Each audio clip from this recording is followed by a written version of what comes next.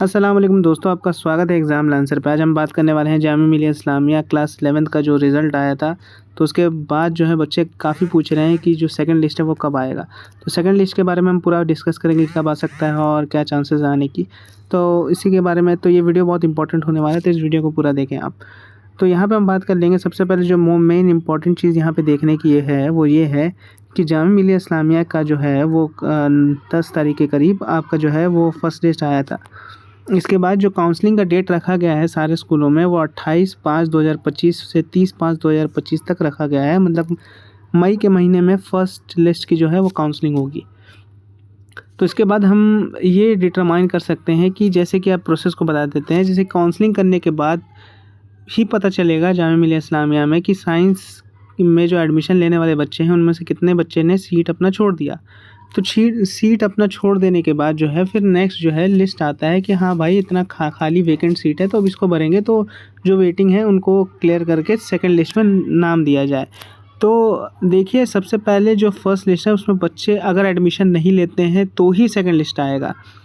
तो ये लिस्ट आपका करीब लगभग जून में आने का चांसेस है। जून के फर्स्ट वीक में आपके जो है सेकंड लिस्ट के आने के चांसेस है, क्योंकि 28 और 30 तक तो आपका काउंसलिंग होगा। उसके बाद डिटरमाइन करेंगे कितने बच्चों ने लिया, कितने बच्चों ने नहीं लिया। तो उस हिसाब से फिर जो है जामिया मिलिया इस्लामिया जो है वो अपना डॉक्यूमेंटेशन करेगी, वेरिफिकेशन करेगी। फिर वेरिफिकेशन में भी कई सारे बच्चे जो है उनका एलिजिबिलिटी क्राइटेरिया नहीं होता तो उसमें रिजेक्ट होते हैं।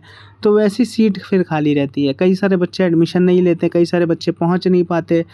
तो और कई सारे बच्चे एएमयू की फ़िराक में होते हैं एएमयू में एडमिशन लेने के लिए, क्योंकि वो जामिया मिलिया इस्लामिया से बेहतर समझते हैं एएमयू को, तो वो एएमयू के चांस में रहते हैं तो वो अपना सीट छोड़ देते हैं। तो ऐसे कई सारे फैक्टर्स को मिलाने के बाद जो है तब डिसाइड होता है। फिर उसके बाद सीट्स देखा जाता है कि कितने कितने स्कूलों में कितनी सीट खाली हैं। उसके बाद फिर अलॉट किया जाता है वेटिंग लिस्ट वाले को।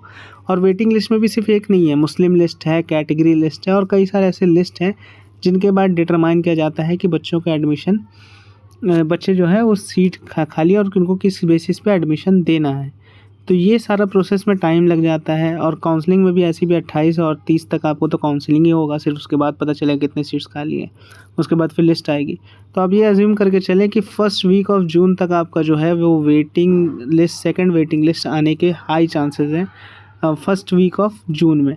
तो यही सब रहेगा और यही सब प्रोसेस है। और सीट्स खाली रहती हैं, सीट्स आती है, सेकंड लिस्ट तो आती है लगभग। तो सेकंड लिस्ट का वेट करें, आप इंतज़ार करें और हमारे इस चैनल को सब्सक्राइब कर लें, ताकि जब जैसे ही पहले सेकंड लिस्ट आती है तो हम सबसे पहले इनको इन्फॉर्म करेंगे और बताएंगे।